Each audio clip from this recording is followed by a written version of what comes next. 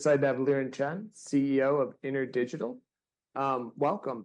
And then for those less familiar, could you just give us an overview of InterDigital? And then another question I always like asking people that joined their companies relatively recently is what did you see in InterDigital that made you want to join? Gotcha. Hey, first of all, Matt, thank you for having me here. InterDigital is a technology company. We were founded in 1972. And from day one, we were focused on wireless communication. We built the very first digital wireless system in the United States. But over the years, we converted our business model into a innovation-driven IP licensing business model. Okay, there are two major pieces of our business. One is we invest in fundamental research. We build one of the largest and probably one of the most valuable patent portfolio in the industry.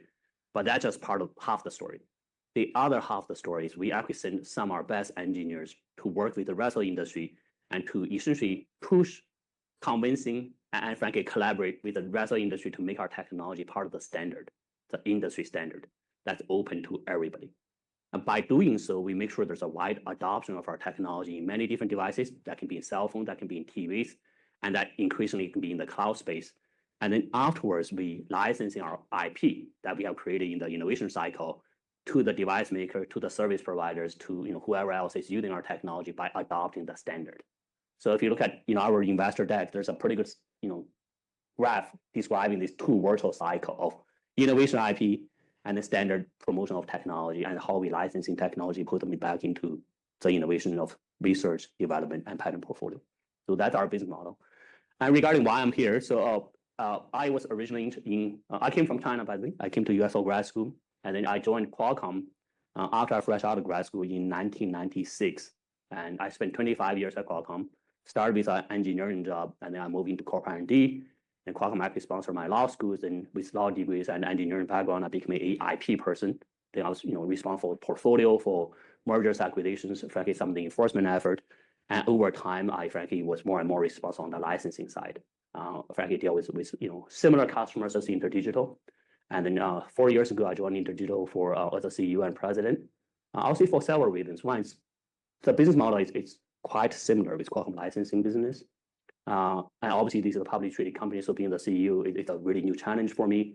But InterDigital has very strong industry reputation for technology innovation, for advancing the cutting edge of technology similar to Qualcomm. And I frankly like the business model because I grew up around IP. I'm a true believer in IP, in American innovation. And I also believe that with a lot of hard work effort, we can bring the company to the next level. And I think the journey continues. I think if you look at the financial result, I think we have done a very good job at growing our business over the last 4 years. Yeah, in my introduction call with InterDigital, I was asking about what some of the common misconceptions or things investors didn't know. And they said that one thing was that investors didn't know the difference between standard essential patents and implementation patents. I've been working in equity research in tech for 12 years now, and I joined your investors of not knowing the difference between those. So maybe just because it's such a key part of the story, can you just help explain it to us, the difference between standard essential patents and implementation patents, and then what your portfolio is currently made up of? Absolutely. So first of all, I'm guilty of creating acronyms in the industry, as many of you guys are. And so therefore, standard essential patent, if I peel off the patent side, first of all, you have to say what is a standard, right? Why do we even need standard? Standard is everywhere, by the way. If I look around the room, that plug, that's a standard. The voltage is standard. The current is standard. That, frankly, the various different sockets of light, those are standard. So why do people even need standard? The industry creates standard to primarily promote compatibility. So therefore, your iPhone would be able to talk to Android phone. They have to speak the same language, if you would. But standard is also created to promote economy of scale. By having a common standard, then you can make one iPhone, one SKU, you can sell it worldwide, right? Otherwise, you would have to make it 100 different iPhones for different market. Obviously, the economy scale break down. So standard exists in the industry for a long time. In our industry, the most important one is called 3GPP. It was initially created to create third generation wireless technology, but over time, it's responsible for 4G, 5G. Now it's going to be 6G by another decade. So we have engineers working on, that's just one example. There's about 100 standard development organizations which we are members of, which most of them we are leading. Participating and leading are two different things. We are the chair, the co-chair of those functions. We organizing the process, we create technology. By the standard itself is very open, it's collaborative. Engineers getting together, talk about technical merit of the solution. If our solution is truly better than others, then we have a better chance of become part of the standard. Keeping in mind that when we create the technology, we file patents, protect them. That's really important. If our technology become part of the standard, then our patent that read on the technology become quote unquote SEP. They are standard essential patents. What that means is for anyone who is designing product implementing the standard, by definition, they are infringing our patent. Okay, there's no, all I need to prove is that my patent read on the standard. And I need to prove that product is compliant with the standard. And by doing so, they are infringing my standard. So there's a lot of benefit for having standard essential patent. It's you can prove infringement more broadly. And frankly, there's not a whole lot of design around. Because if sometime when you say you are infringing my patent, the other side will say, okay, I'll take it out. I'll do something else. But in the standard essential world, you really couldn't do it. Because if you don't do what the standard says you should do, then by definition, your product is not compliant with the standard. That means your phone probably should not be allowed on the network. Because it's going to propose a security risk, or it's non-standard behavior. It's going to harm other devices on the network. So that's a benefit. But as part of the standard process, we commit as a company to license our patent on fair, reasonable, and non-discriminatory terms as part of the standard process. So that's sort of how SEP works. On the implementation side, you can still have patents covering very important commercial things. By the way, you can have a patent covering the design of the user interface. You can later have a patent for the round edges versus circle edges, as some of you guys may know. Those are called design patents. There's different type of patents. The implementation patent can be also valuable. And we do have the implementation patent in our portfolio, but implementation patents have to be proven on a case-by-case basis when you license them. And that's different than SEPs. So regarding our portfolio, we have roughly 32,000 patents as of today. And every single day, we add 5 new patents to our portfolio. So think of something that's continuously growing. And in the ballpark number-wise, we have roughly 2/3 of our portfolio are related to various different standards. Cellular, Wi-Fi, and video codec are 3 of the most important things. But we have the other 1/3 are either implementation patents, or they are so early that they have not yet to be determined to be future standard. That's important because we develop technologies 5 years to 10 years ahead of time. So we are ahead of the curve. It's possible we have patent in our hands that will be future SEPs, but we just don't know yet. That's super helpful. Maybe thinking of 5 years ahead of time. So recently at your Investor Day, you laid out a plan of getting to $1 billion in recurring revenue by 2030. Could you just walk us through kind of the pieces of that plan, and then maybe what are kind of the key underlying assumptions to achieving it? Yeah, there are 3 pillars of our licensing program. The first one, which is our bread and butter, is licensing to smartphone customers. Okay, we already have some of the largest customer under license. That's Apple, Samsung, Xiaomi, and Oppo. Those are number 1, 2, 3, 4 largest smartphone vendor in the world, and we have a few others. So that's our largest program, and we have announced recently with our Oppo licensing, we just signed. We have roughly 70% of the market under license.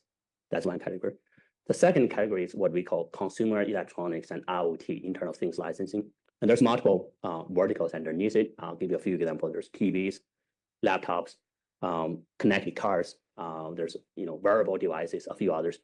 It's a somewhat more fragmented market. We have some of the biggest name license. For example, we have Samsung TV under license, which is the number 1 TV market, TV vendor. We have Vizu under license. We have Sony under license. But we need to sign up a few more, which I'll come back on the thing.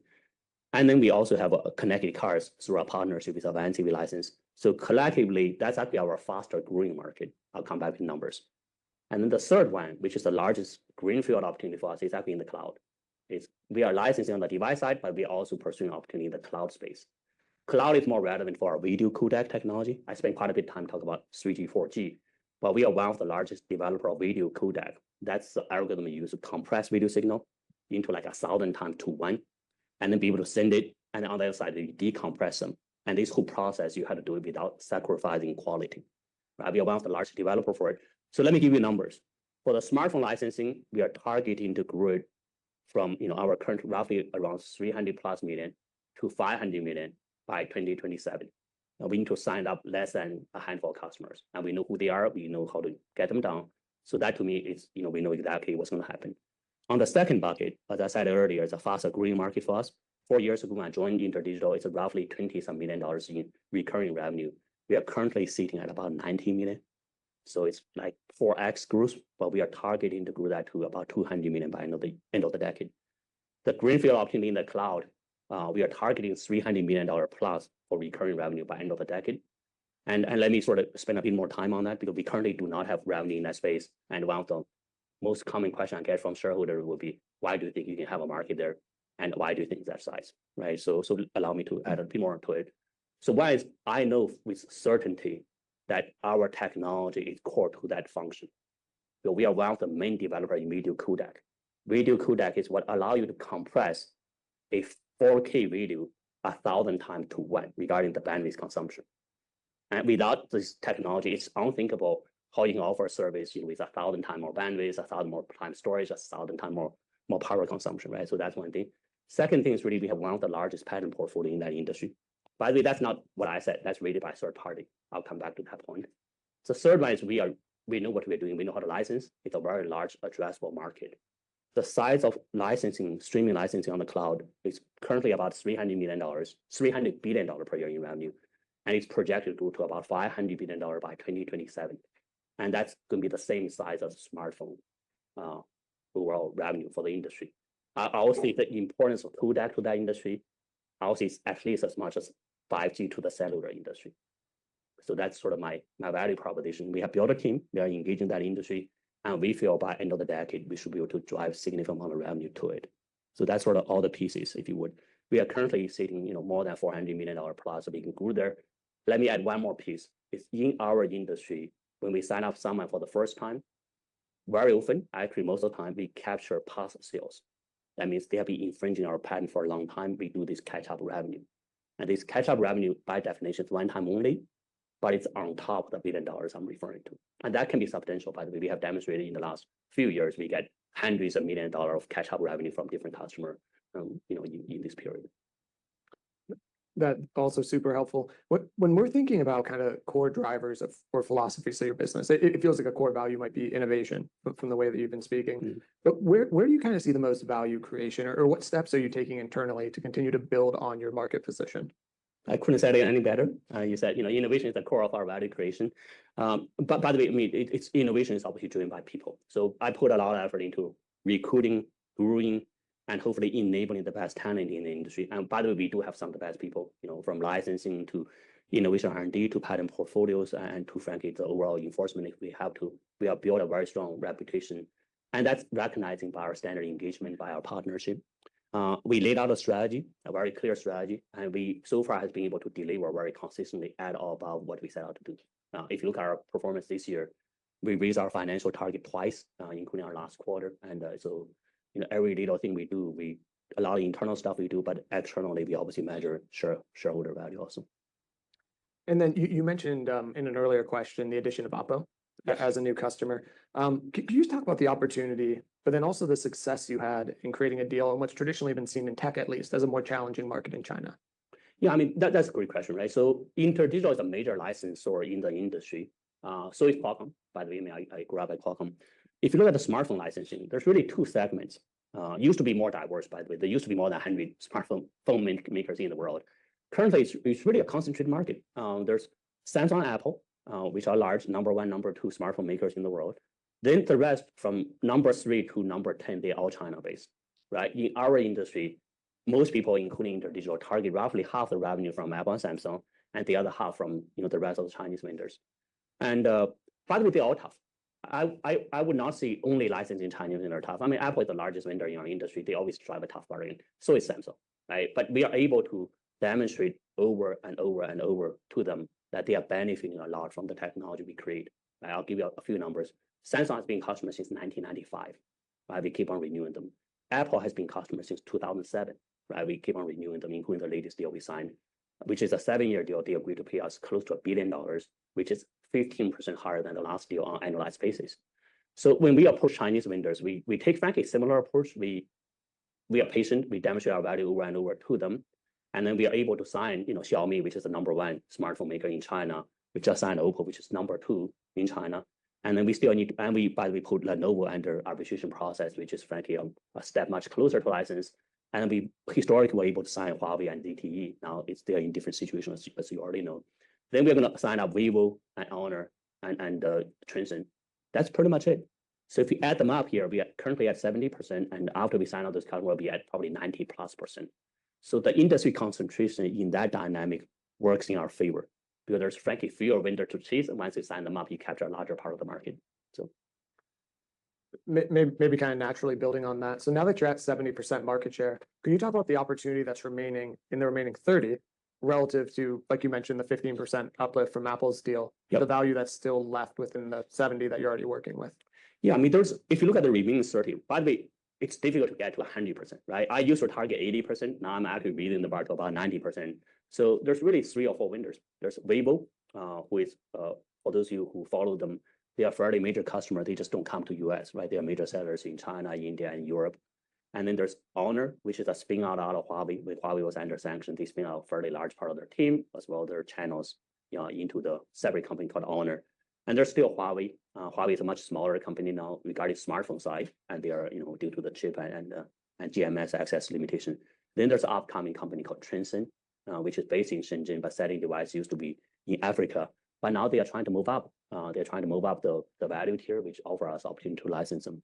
So if you add them up, they are roughly 25% of the rest of the 30%. And we are making progress with all of them. I think getting Xiaomi and Oppo down clearly set a very good benchmark on what the value is supposed to be and the momentum we have with those accounts.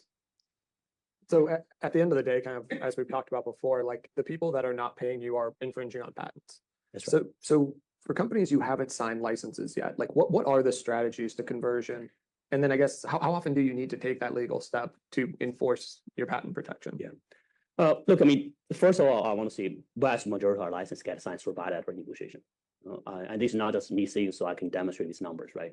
Since I joined InterDigital, we have signed more than 40 agreements, 40, and only 3 of them is without litigation.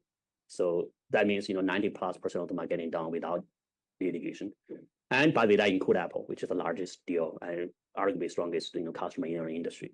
So that's that. But it's also important to know that we're always ready to defend our portfolio, the value of our IP, for 2 reasons. One is it's not fair to us that we're putting all the money.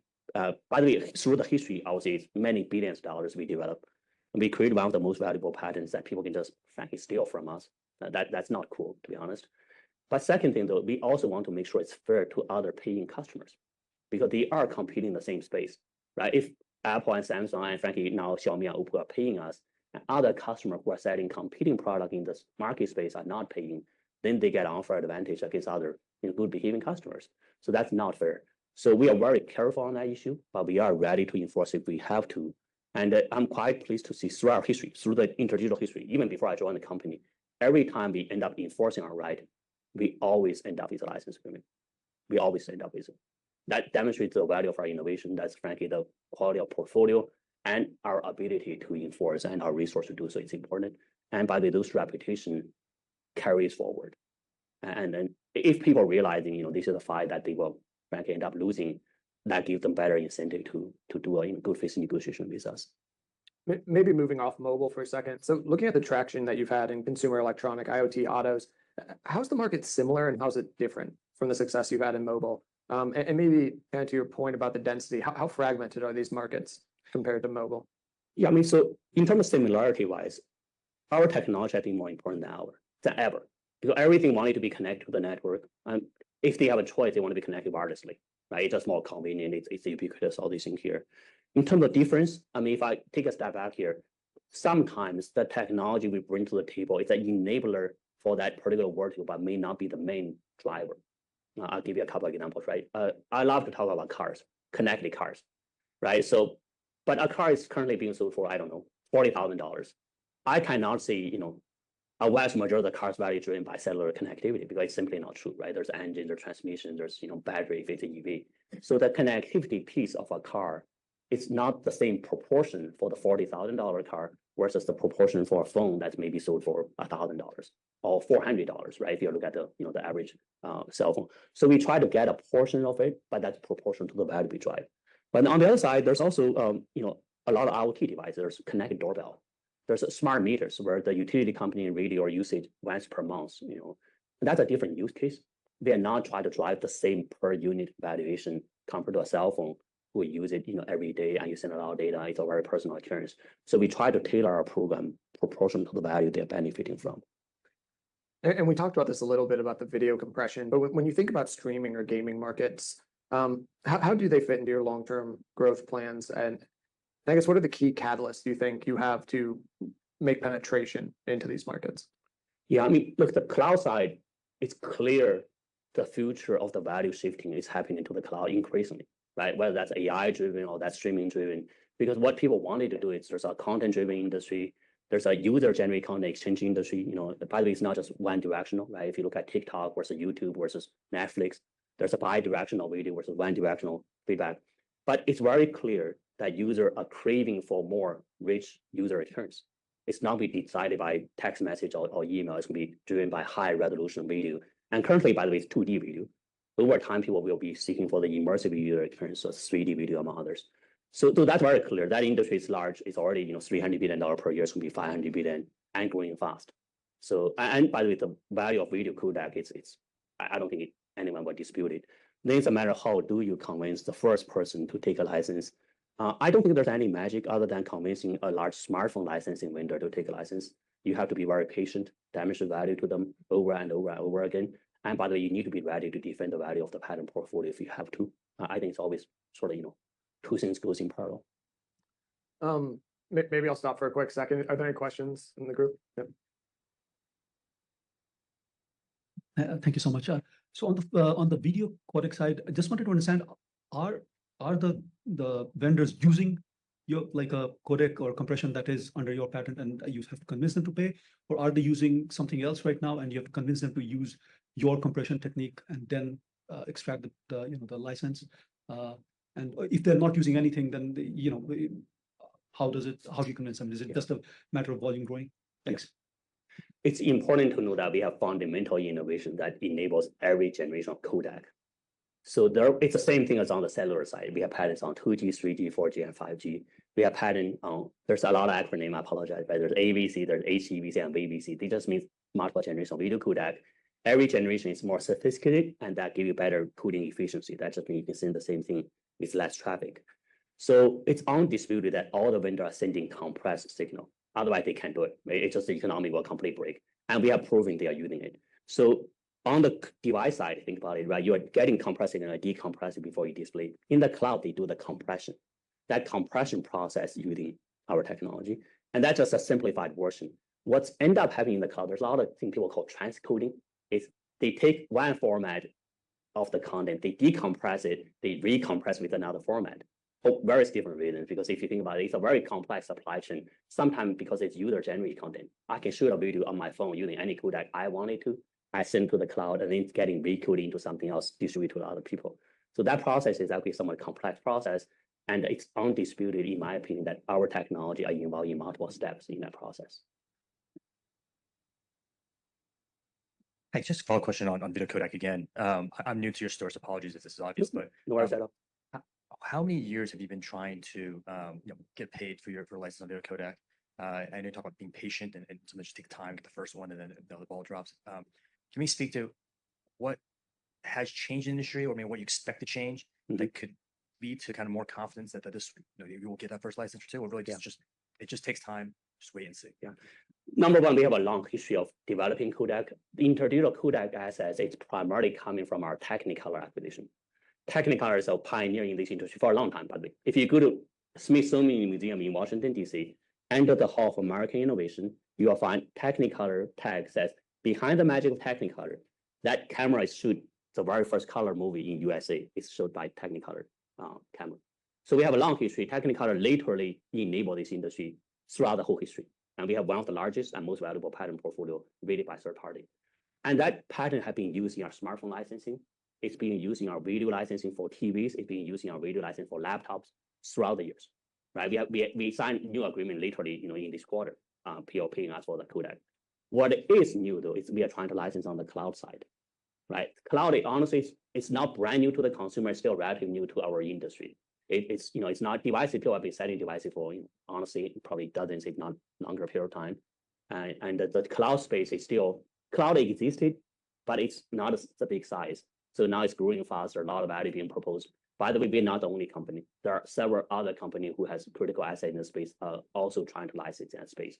So back to your question, why do I think we can do it? Because our technology is critical, our assets is highly valuable, and they are creating hundreds of billions of dollars of value based on the technology we created, and we have the right to protect them, and we are not getting paid yet. So it's a matter of negotiating and try to get paid. And with that, appreciate the audience participation, but we are out of time. So thank you guys so much for joining us. Thanks, Matt.